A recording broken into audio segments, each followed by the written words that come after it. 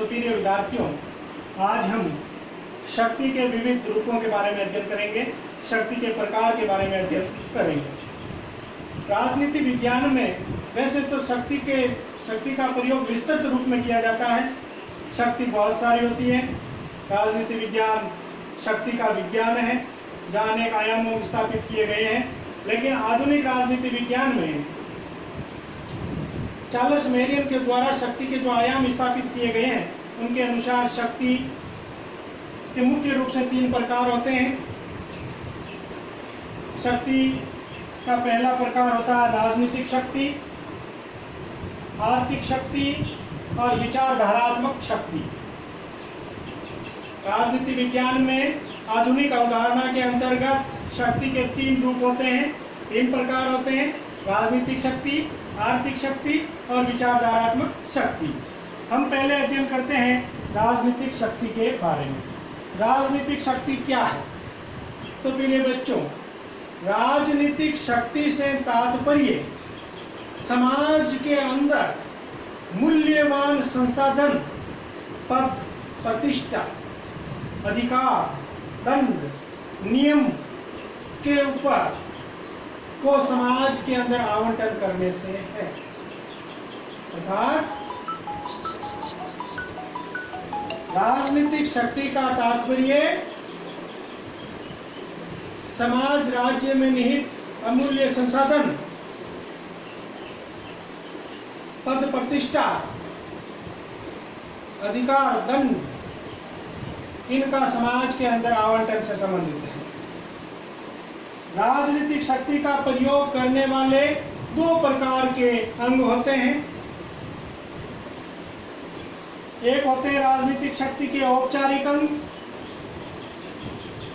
राजनीतिक शक्ति का प्रयोग करने वाले मुख्य रूप से प्रयोग करने वाले अंग व्यवस्थापिका, कार्यपालिका और न्यायपालिका होते हैं। इन्हें हम राजनीतिक शक्ति के औपचारिक अंग के नाम से जाना जाता है।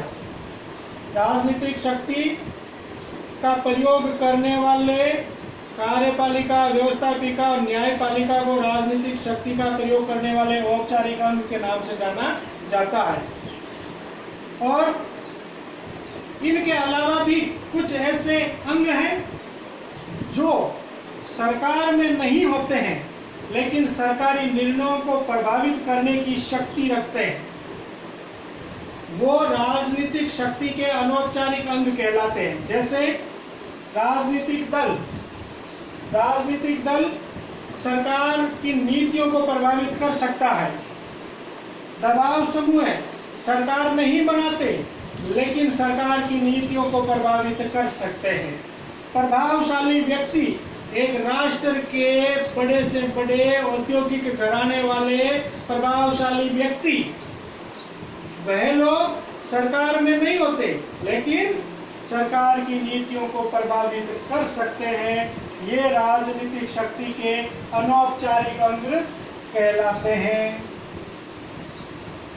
इसके बाद में आती है राजनीतिक शक्ति का दूसरा रूप आर्थिक शक्ति।